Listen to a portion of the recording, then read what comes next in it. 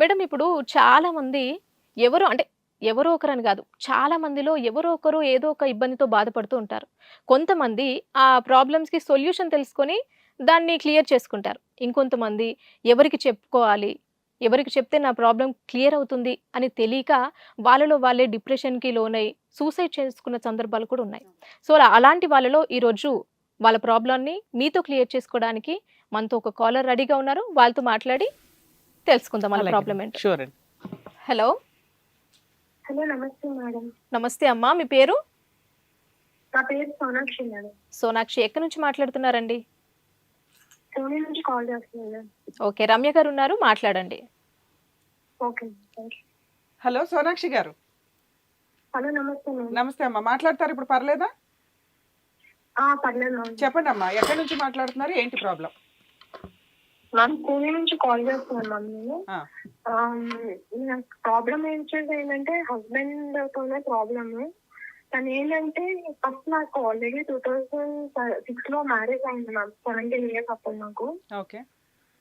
So అప్పుడు నాకు marriage అయిన తర్వాత ఇంకా ఆయనతో నాకు 2 పిల్లలు, ఒక బాబు పాప అన్నమాట. బట్ ఫైనాన్షియల్లీ తను ఎప్పుడు సపోర్ట్ చేసేవారు కాదు. అంటే జాబ్ ఏం లేదు తనకి అసలు. ఫాదరే చాలా మటుగా హెల్ప్ అంటే 50 lakhs దాకా పెట్టి ఉంటారు. గవర్నమెంట్ ఎంప్లాయ్ అనమాట ఫాదర్. మీ నాన్నగారు? సో ఫాదరే అన్ని మా నాన్న ఫాదర్ అన్ని చేసి చాలా మట్టుగా చూసుకున్నారు. బట్ తను చేంజ్ అవ్వకపోవడంతో ఇంకా పిల్లల్ని చూసుకొని మమ్మీ వాళ్ళ ఇంటికి నేను వచ్చాను మేడం. అది 2011 వాళ్ళ ఆ టైంలో నేను వచ్చేసాను అనమాట. ఇంకా అప్పటి నుంచి పిల్లల్ని మమ్మీ డాడీని కూడా నేను చూసుకున్నాను. ఎందుకంటే డాడీకి నేను ఒక్కదాన్ని పాపని, అంటే అన్నీ ఉన్నారు. 10th వచ్చారు, అన్నయ్య బీచ్ లో అన్ఫార్చునేట్లీ చనిపోయాడు అనమాట వాడు. ఇంకా ఉన్నది నేను ఒక్కదాన్ని కాబట్టి అందులో నేనంటే చాలా ఇష్టం. ఆయన ఇంకా మెంటల్లీ అప్సెట్ అయిపోయారు అనమాట. సో జాబ్ రిజైన్ చేయాల్సి వచ్చింది. ఈయన షూరిటీస్ అవన్నీ పెట్టడం వల్ల అమౌంట్ కూడా మాకేమీ లాస్ట్ లో రాలేదు. అంటే ఫైనాన్షియల్లీ కంప్లీట్ గా మేము స్ట్రక్ అయిపోయాం అనమాట. నా దాని మీదే ఇల్లు ఆధారపడి ఉంది. వైజాగ్ లో కొంత వర్క్ చేశాను, బెంగళూరు కానీ అక్కడ చాలా ప్లేసెస్ లో వర్క్ చేశాను. లాస్ట్ లో ఇంకా ఢిల్లీ వెళ్ళాను. 2012 నుంచి 2019 వరకు ఇంట్లో ఫ్యామిలీని చూసుకున్నాను నేనే. పిల్లల్ని మాత్రం మమ్మీ దగ్గర పెట్టేశాను. వెళ్తూ రావడం చేస్తూ ఉండడం అయ్యేది. సో 2018 లో మాకు డివోర్స్ అయింది. ఈ 7-8 years తను మెయింటెనెన్స్ కానీ పిల్లల కోసం కానీ ఏ రోజు ఫోన్ కానీ మెసేజ్ కానీ ఫస్ట్ హస్బెండ్ ఎప్పుడు చేయలేదు. 2018 లో మ్యారేజ్ అయింది. 6 lakhs వర్ణం ఇచ్చి మ్యారేజ్ అదే క్లియర్ చేసుకున్నారు వాళ్ళు. ఇంకా 2019 లో మమ్మీ అన్నారు, నువ్వు ఇంకా ఎంతవరకు ఒక్కదాన్ని ఇలాగా లైఫ్ లో ఫైట్ చేస్తావు, నువ్వు ఏదైనా పర్సన్ ని మ్యారేజ్ చేసుకుంటే మంచిది అంటే నేను Shaadi.com లోని నా ప్రొఫైల్ అప్లోడ్ చేశాను నేను. సో అందులోని నాకు అవుట్ ఆఫ్ 3 months లోని ఒక 4,000 ప్రపోజల్స్ వచ్చాయి. అందులో జెన్యూన్ గా ఒక 6-7 members ని తీసుకుంటే మా హస్బెండ్ ఆర్మీ అనమాట. సో నేను మ్యారేజ్ సెకండ్ హస్బెండ్ ఆర్మీలో వర్క్ చేస్తారు. చేస్తారు, ఆర్మీలో వర్క్ చేస్తున్నారు. నాకు చాలా రెస్పెక్టబుల్ జాబ్ కాబట్టి వాళ్ళకి తెలుస్తుంది ఒక ఇండియాకి సర్వ్ చేస్తున్నారంటే ఒక లేడీని ఎలాగైతే చేసుకోవాలో తెలుస్తుంది అని అనుకోని నేను మ్యారేజ్ కి అంటే తను రిక్వెస్ట్ పెట్టినప్పుడు నేను యాక్సెప్ట్ చేశాను. ఫస్ట్ నేను చెప్పిన పాయింట్ ఏంటంటే 2 పిల్లలు ఉన్నారు, మళ్ళీ నేను పిల్లల్ని కనివ్వలేను.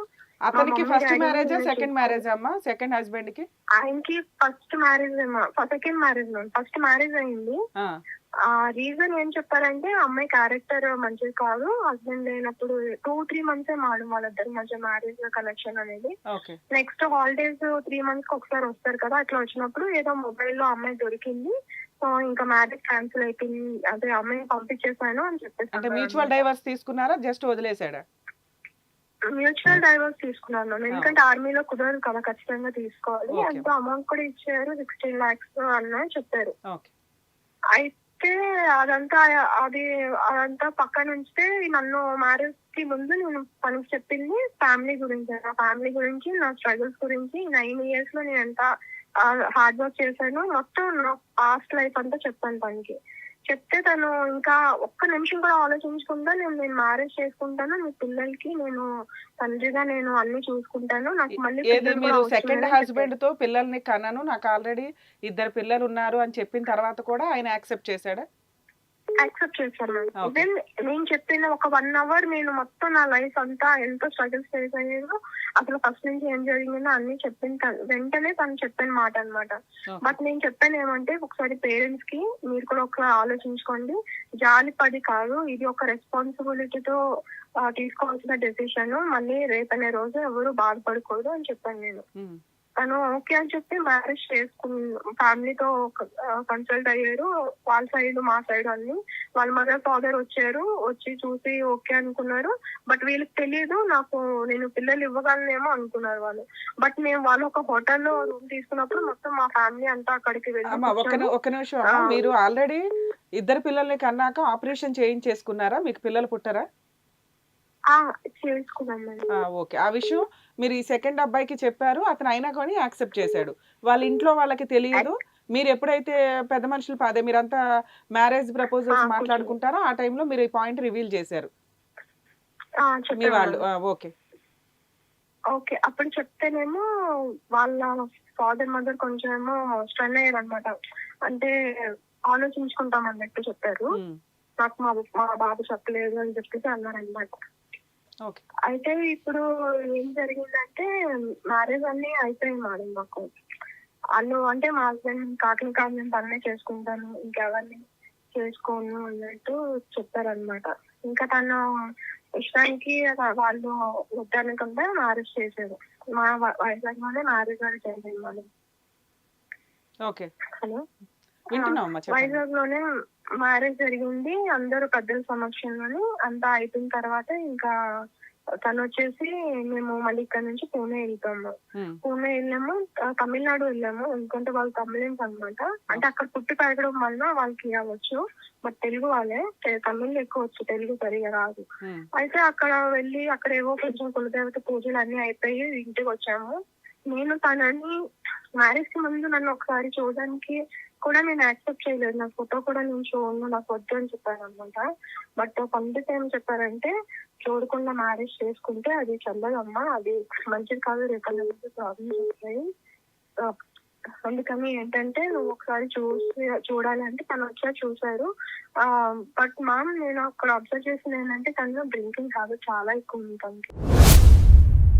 అయినా కూడా నేను 3 months జర్నీలో తనతో కమ్యూనికేట్ చేయడం వల్ల, ఎందుకంటే నేను ఎథిక్స్ ని చాలా ఎక్కువ ఫాలో అవుతున్నాను. నేను చాలా హార్డ్ వర్క్ చేశాను, చాలా స్ట్రగుల్స్ చేశాను.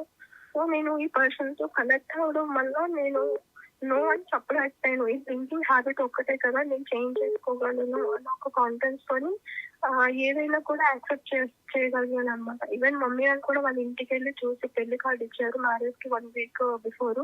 ఒక్క నిమిషం అమ్మా, అమ్మా ఒక్క నిమిషం. మీరు అనేది ఏంటంటే, మీరు మ్యాట్రిమోనియల్లో మ్యారేజ్ ప్రపోజల్స్ పెట్టినప్పుడు ఒక 4000 మెంబర్స్ దాకా మీకు ప్రపోజల్స్ వస్తే అందులో 5-6 మెంబర్స్ని మీరు సెలెక్ట్ చేసుకున్నారు. ఆ 5-6 మెంబర్స్లో ఇతను ఒకడు ఫస్ట్. ఇతనితో మీ పాస్ట్లో జరిగిన ఫస్ట్ మ్యారేజ్, 2 పిల్లలు, నెక్స్ట్ ఇంకా తినతో పిల్లలను కనాను అని చెప్పిన తర్వాత కూడా ఆయన ఇమీడియట్గా మిమ్మల్ని యాక్సెప్ట్ చేసేసాడు.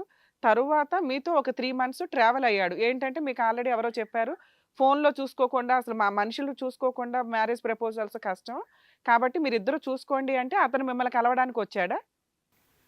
అది లీవ్ లో వచ్చారు మ్యామ్. అదే లీవ్ లో వచ్చినప్పుడు మాట్లాడుకోవడమే. అదే అది కాదమ్మా, మ్యారేజ్ కి ముందు ఒక్క నిమిషం నాన్న, మ్యారేజ్ కి ముందు మీరు కలిసి మాట్లాడుకునే వాళ్ళ కొంతకాలం, అంటే 1-2 సార్లు కలిసి మాట్లాడుకోవడానికి లేదు మ్యామ్. తనేమో పోస్టింగ్ కదా, పోస్టింగ్ లో ఉండేవారు. త్రూ కాల్ లో కాంటాక్ట్ ఉండేది మా అంటే వీడియో కాల్ చేసుకుని మాట్లాడుకున్నారా? వీడియో కాల్ కూడా లేదు మేడం, నార్మల్ కాలే. కాదమ్మా, ఇందాక మీరు ఒక పాయింట్ చెప్పారు, ఏమని చూసుకోమన్నారంటే చూసుకోకుండా పెళ్లిళ్ళు చేసుకుంటే బాగోదు భవిష్యత్తులో. అది లాస్ట్ లో మేడం. ఇంకా మ్యారేజ్ కి ఒక 15 days ఉందంటే, అంటే మాది మ్యారేజ్ June 14th. కాదమ్మా, మ్యారేజ్ కి 15 days ఉండే వరకు కూడా మీరు ఇద్దరు ఫేస్ టు ఫేస్ గానీ లేదా వీడియో కాల్లో గానీ చూసుకోలేదా? ఒక్కసారి వీడియో కాల్ చేశాను మేడం, ఎందుకంటే ఆర్మీ డ్రెస్ చూద్దామని, జెన్యూనా కాదా అని అడగడం గురించి. జెన్యూనా కాదా అని చూడడానికి మీరు ఎన్ని మంత్స్ టైం తీసుకున్నారమ్మా? 3 months తీసుకున్నారు. ఈ రోజుల్లో వీడియో కాల్స్ ఇవి అవి ఉన్నాయి, ఏది నిజమో ఏది అబద్ధమో తెలుసుకోకుండా మీరు 3 months చూసిన తర్వాత ఫోనుల్లో బాగా మాట్లాడుకున్నాక వీడియో కాల్లో అతను జెన్యూనా కాదా అని చూసారా? లైఫ్ అనుకుంటున్నారా, ఏమనుకున్నారు? అది కాదు మేడం, తను జెన్యూన్ కాదు, కాదు కాదు అసలు అబ్బాయి ఎలా ఉంటాడో కాదా? కూడా నువ్వు చూడలేదు కదా. అందులో పెట్టిన ఫోటో నిజమా కాదా అని కూడా మీకు తెలియదు కదమ్మా. ఇప్పుడు మీ మేడం, ఇద్దరు photos ఫోన్ లో పంపించుకున్నాం మాట్లాడుకున్నారు. మ్యామ్. కాదు నాన్న, మీ ఇద్దరు ఫోన్ లో మాట్లాడుకున్నాక అతను మీ ప్రపోజల్ యాక్సెప్ట్ చేశాడు. అప్పుడు నెక్స్ట్ స్టెప్ ఏంటి? మీరిద్దరు ఫేస్ లు చూసుకోవడం, అట్లీస్ట్ ఫోన్ చూసాం మ్యామ్, అదే చెప్తున్నాను. అది ఫోన్ నేమ్ ఎప్పుడంటే 2019 లోని మార్చ్ 14th అనమాట, 12th నేను తనకి చెప్పాను మేడం ఇట్లా ప్రాబ్లం అంటానా. 14th తను నాకు వీడియో కాల్ చేసి, అప్పటికి లీవ్ లో ఉన్నారు వాళ్ళ ఇంట్లో పూణేలో. హౌస్ అంతా చూపించారు, తను నేను వీడియో కాల్ చూసుకున్నాము. తన జెన్యూన్ అంటే వే ఆఫ్ కమ్యూనికేషన్ ప్రాపర్ గా జెన్యూన్ అనిపించింది నాకు. సరే అమ్మా, అది ఇప్పుడు అప్పుడు అతను నేను డ్రింక్ ఓకే చేస్తాడు అనుకున్నాను. బాగా అని మీకు బిఫోర్ మ్యారేజ్ తెలిసిందా, ఆఫ్టర్ మ్యారేజ్ తెలిసిందా?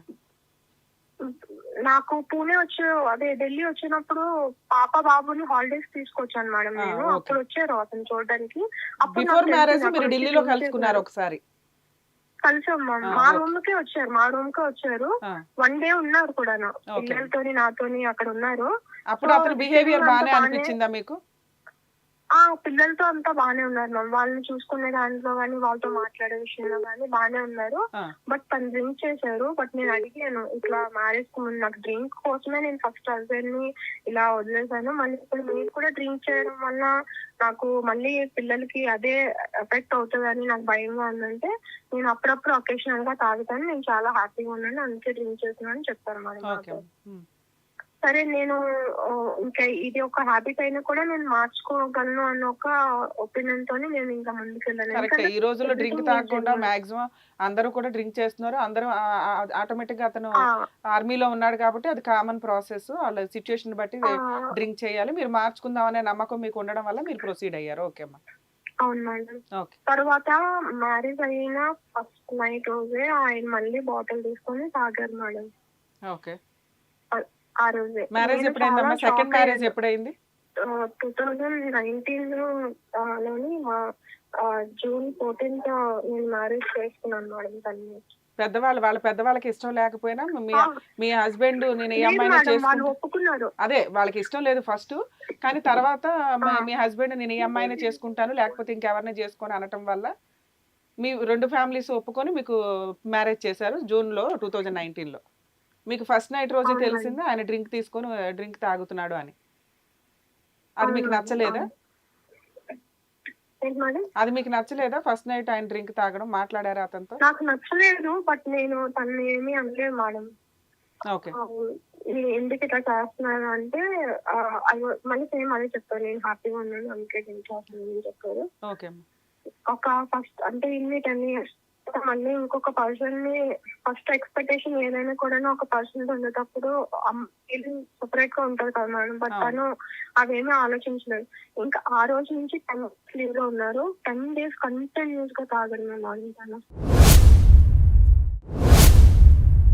మార్నింగ్ లేదు, ఈవినింగ్ లేదు, నైట్ లేదు, ఎప్పుడూ. తను పడుకునే టైం వచ్చేసి 2-3 o'clock వరకు తాగి పడుకునేది. ఇంకా మధ్యాహ్నం 2-3కి మళ్ళీ లెగుస్తారు, మళ్ళీ స్టార్ట్ చేస్తారు, ఫ్రెష్ అప్ అయ్యి మళ్ళీ స్టార్ట్ కాదమ్మా, చేస్తారు. 10 days లీవ్ దొరికింది, ఇష్టపడి ఒక అమ్మాయిని పెళ్లి చేసుకున్నాడు, మీ మధ్య ఫిజికల్ రిలేషన్ ఉందా లేదా? అది ఉండేది మేడం. ఓకే. అయినా కానీ మీకు ఏ రెస్పెక్ట్ ఇవ్వలేదు అతను, అంత ఫుల్ గా డ్రింక్ చేస్తూ. డ్రింక్ తాగడం వేరు, ఫుల్ గా ఎడిక్ట్ అయిపోయి డే అంతా ఉన్న 5-6 hours డ్రింక్ చేస్తూ ఉండడం అంటే వ్యసనపరుడు కింద, ఎడిక్టర్ కింద లెక్క ఒక రకంగా. అవును మేడం. మరి మీరు రిక్వెస్ట్ చేయడం కానీ, మీ ఫస్ట్ మ్యారిటల్ లైఫ్ పేరెంట్స్ కి చెప్పాను మేడం నేను, అంటే ఇలా ఫస్ట్ నైట్ లో జరిగింది కానీ 10 రోజులు డ్రింక్ చేస్తుంది కానీ వాళ్ళ పేరెంట్స్ కూడా తెలుసు. ఓకే. ఈవెన్ నేను ఒక చెప్పకూడదు, ట్రైన్ లో నేను జర్నీ చేస్తున్నప్పుడు మాకు ఫైబర్స్ వస్తే మొత్తం బట్టలన్నీ ఇప్పటికీ ట్రైన్ లో పడుకుంటే నేను బెడ్షీట్ కప్పి నైట్ అంతా తన దగ్గర కూర్చున్నాను. వాళ్ళ ఫాదర్ వచ్చి మార్నింగ్ తను లేపు అంటే నేను ఆయన చూపించాను, ఆయన ఇక్కడ చూపించాను అనమాట. ఆయన చేసిన పని ఇది మామ అనుకంటే ఇంకా ఆయన ఏం మాట్లాడకుండా వెళ్ళిపోయాడు. సో ఇంట్లో అందరికి తెలిసే ఈ అబ్బాయి ఇలా కూడా నాకు చెప్పకుండా కాదు నాన్న, ఒక నిమిషం. మీరు అనేది ఏంటంటే ట్రైన్ లో మీరు ఎప్పుడో జర్నీ చేస్తున్నప్పుడు అతను ఫుల్ గా తాగి న్యూడ్ గా రెడీ అయిపోయాడా? తాగి పడున్నాడా? బట్టలు కూడా లేకుండా సరిగ్గా? కాన్షియస్ పడుకున్నారు.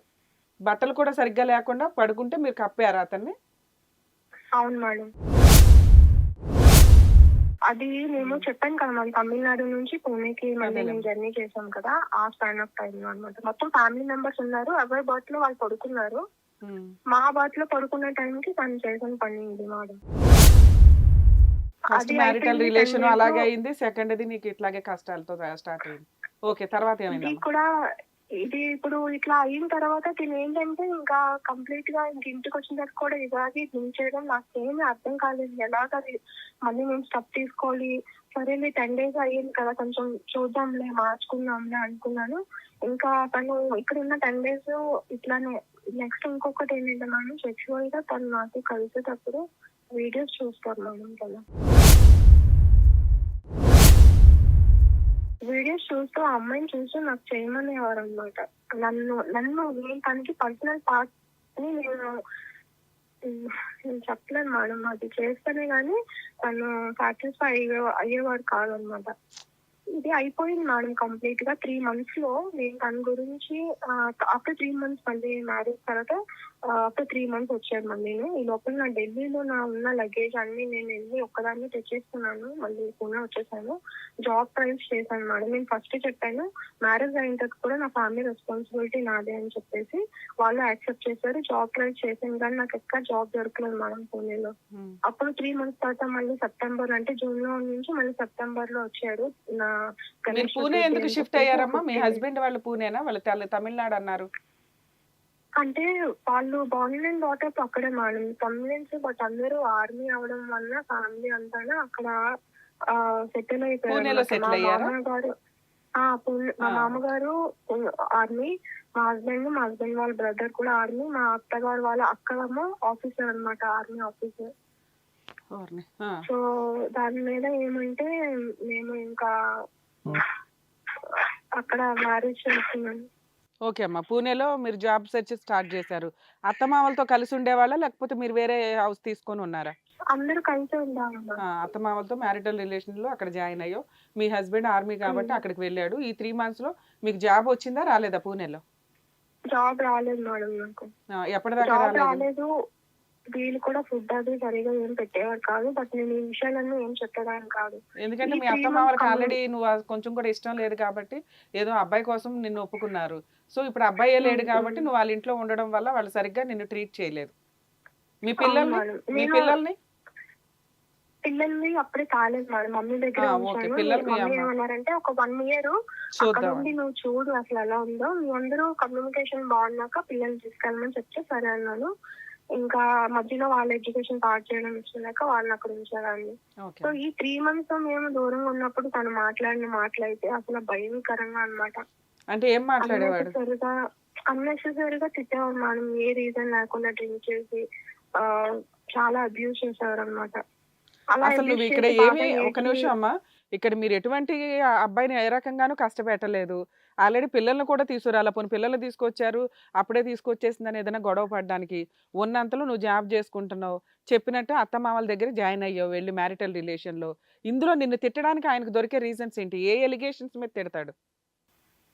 ఏమీ లేదు మేడం, తను డ్రింక్ చేసిన తర్వాత తను ఏదో ఒకటి అనాలి అంతే. అంటే ఏ పాయింట్స్ అంటాడు? మిమ్మల్ని పాయింట్ అవుట్ చేయడానికి ఏమీ లేదు, ఏం చేస్తున్నావు అని అడిగేవారు మేడం స్టార్టింగ్.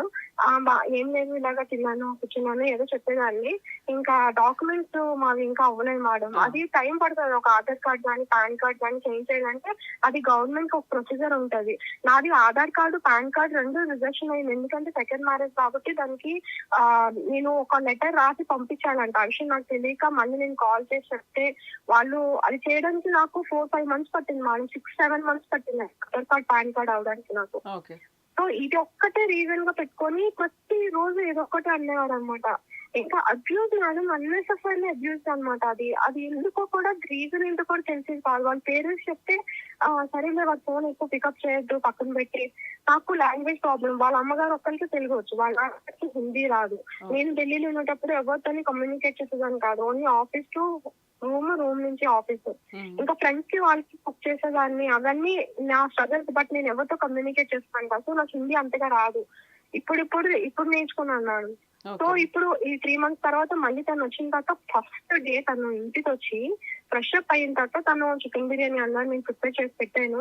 తినేసి ఇంకా అప్పుడు కూడా డ్రింక్ చేశారు. ఫస్ట్ డే తను వచ్చిన రోజు ఆఫ్టర్ 3 months వచ్చిన తర్వాత కూడా డ్రింక్ చేశారు. డ్రింక్ చేసి అప్పుడు వచ్చిన వెంటనే పెద్ద పెద్ద కేకలు వేస్తారు, ఎవరు ఎక్కడ లేరు, వీళ్ళందరూ ఎక్కడికి వెళ్ళారు. మీరిద్దరు ఏ లాంగ్వేజ్ లో మాట్లాడుకుంటారమ్మా? అతనికి తెలుగు వచ్చా? English madam. ఇంగ్లీష్ లో. తనకి తెలుగు వచ్చు. వాళ్ళ అమ్మమ్మ ఉండేటప్పుడు వరకు వాళ్ళు తెలుగులో మాట్లాడేవారు. తను 18 years కి తన పోస్టింగ్ వచ్చి 2 months అంటే ఆ రోజే 2-3 days తర్వాత ఆమె చనిపోయారంట. సో అప్పటి నుంచి మొత్తం ఫ్యామిలీ అంతా తెలుగు అసలు మాట్లాడడం మానేశారు. అప్పుడు 18 నుంచి ఇప్పుడు మా హస్బెండ్ కి 36 years మేడం. చాలా లాంగ్ గ్యాప్ కాబట్టి తను మైట్ తనకి ఏమో మరి నేనేమో తెలుగులో ఎవరితోనో తను తెలుసుకోవడం గురించి నాకు రాదని చెప్పుండొచ్చు. తెలుగు అండర్స్టాండ్ చేసుకుంటాడేమో గానీ పెద్దగా మాట్లాడడం మీ ముందు అయితే నెక్స్ట్ నువ్వు తెలుగులో ఏం మాట్లాడతావో కనిపెట్టడానికి కూడా ఆయన తెలియదని చెప్పుండొచ్చు. చెప్పుండొచ్చు. ఓకే, ఇంగ్లీష్ లో మీ ఇద్దరు కమ్యూనికేషన్ ఉంటుంది. తెలుగు వచ్చు అనే విషయం. అలాగే మాట్లాడతారు మేడం, తను అంత కాదు బట్ మాట్లాడతారు. ఓకే, తర్వాత ఏమైంది? వచ్చినాక సో ఆ రోజు ఫస్ట్ డే వచ్చినప్పుడు తను చాలా సెక్షువల్ గా చాలా బ్యాడ్ గా బిహేవ్ చేశారు అనమాట. బ్యాడ్ గా బిహేవ్ చేస్తే నేను నైట్ చాలా ఏడ్చి నేను చెప్పాను, ఇన్ని 3 months తర్వాత వచ్చి నువ్వు ఇలా బిహేవ్ చేస్తున్నావు, సో మీ పేరెంట్స్ ఏం నేర్పించారు, నువ్వు ఒక భరతమాతకి సేవ చేస్తున్నావు, ఒక ఇండియన్ ఆర్మీ అయ్యింది, నువ్వు ఒక భూమాతకి నువ్వు అసలు వాల్యూ ఇవ్వనప్పుడు ఒక లేడీకి నువ్వు ఏమి రిసీవ్ చేసుకుంటావు, అసలు నువ్వు ఆర్మీనేనా అని అడిగినందుకు నా గుండెల మీద కూర్చొని చంపలు వాయించాను మేడం. ఒక 5 to 6 వాయించుంటానేమో చాలా గట్టిగా. ఇంకా నేను ఆ నైట్ ఎవరిని డిస్టర్బ్ చేయలేదు. నేను ఒక్కటే చెప్పాను, ఇంకొకటి కొడితే నేను చచ్చిపోతాను, నాకు ఊపిరి ఆడట్లేదు, లేకపోమని చెప్పాను. ఇంక నేనేం మాట్లాడలేదు తనతో. వెంటనే ఒక 2 minutes మళ్ళీ హక్ చేసుకున్నారు, మళ్ళీ పక్కకు తోస్తారు, అయిపోయింది. మార్నింగ్ లేచినప్పటికీ నాకు మొత్తం ఈ చెవు గానీ ఈ చెంప అన్ని స్వెల్లింగ్ వచ్చాయి. వాళ్ళ మదర్ చూపించిన వెంటనే షాక్ అయిపోయింది. ఇది నేను మిర్రర్ లో కూడా చూసుకోలేదు, ఆమెకి ఫస్ట్ చూపించాను ఇట్లా చేసాడు అంటే. ఆమె అన్నారు, మీ మామ కూడా ఇట్లానే చేసేవారు, అబ్బాయిలకి అనుగుణంగా మనం సర్దుకుపోవాలి. బట్ నేను చెప్పాను, నేను బిఫోర్ కూడా నా పాస్ట్ లో ఇంత వర్స్ట్ గా తను అసలు నాకు లైఫ్ లో లేదు. ఈ 10 years లోనే నాకు ఇది ఏమి తెలియదు కూడా. మా ఇద్దరికి కొంచెం అండర్స్టాండింగ్ వచ్చేంత వరకు తను కొంచెం సర్దుకుని ఉండాలి, అంతేగాని ఇట్లా చేయడం కరెక్ట్ కాదు కదా అంటే, సరే నువ్వు వెళ్ళి ఫ్రెష్ అప్ అవ్వు అని అన్నాను. దీని గురించి మాట్లాడలేదు మేడం వాళ్ళ పేరెంట్స్. ఈ అబ్బాయిని అడగలేదా? ఏరా వచ్చి 3 నెలల తర్వాత వచ్చి ఆ పిల్లని ఇట్లా కొడతావా, ఫస్ట్ అమ్మాయి అలాగే వెళ్ళిపోయింది నీ సైకో బిహేవియర్ వల్ల, మరి ఈ అమ్మాయి కూడా వెళ్ళిపోతే ఏంటని? అప్పటికి 2 days ముందు నాకు జాబ్ దొరికింది మేడం, అందుకని నన్ను నైట్ షిఫ్ట్ అనమాట. నేనేమో నేను వచ్చాను కదా నువ్వు వెళ్ళొద్దంటే, ఈవెన్ నేను కూడా అనుకున్నాను వెళ్ళకూడదు అని. వాళ్ళ పేరెంట్స్ అన్నారు, వచ్చింది కదా ఎందుకు వదులుకోవడం వెళ్ళమన్నారు. సో మరి నేను వెళ్ళేటప్పుడు వాళ్ళు ఏమైనా మాట్లాడారేమో నాకు తెలీదు. నేను ఆఫీస్ లో ఉండేటప్పుడు నాకు మెసేజ్ పెట్టారు, సారీ నేను ఇంకెప్పుడు అలా చేయను అట్లా ఇట్లా అని.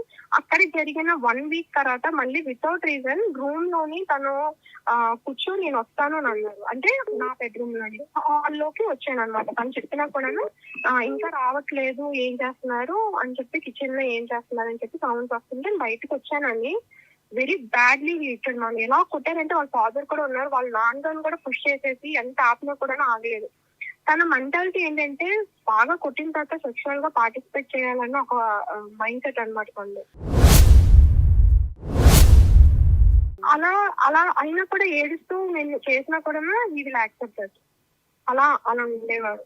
సో ఇదే టైంలోని ఈ 15 days లోని తను నేను మా రిలేటివ్స్ ఒక బర్త్డే పార్టీ వల్ల ఫ్యామిలీ పార్టీ వల్ల మేము ఒక రెస్టారెంట్ కి వెళ్ళున్నాం. ఇక్కడ తను డ్రింక్ చేస్తున్నారని వాళ్ళ పేరెంట్స్ కూడా యాక్సెప్ట్ చేయలేదు. అంటే పెద్దవాళ్ళందరూ ఉన్నారు, గ్రాండ్ మదర్ ఫాదర్ అందరూ ఉన్నారు, నువ్వు కావాలంటే ఎక్కడైనా పోయి తాగంటే. ఇంకా నాకు కొత్తగా మ్యారేజ్ అయింది, తను ఒక్కరిని ఎందుకు విడిచిపెట్టాలని నేను వేరే సపరేట్ గా వచ్చి మళ్ళీ మేము కూర్చొని డ్రింక్ చేసేటాను.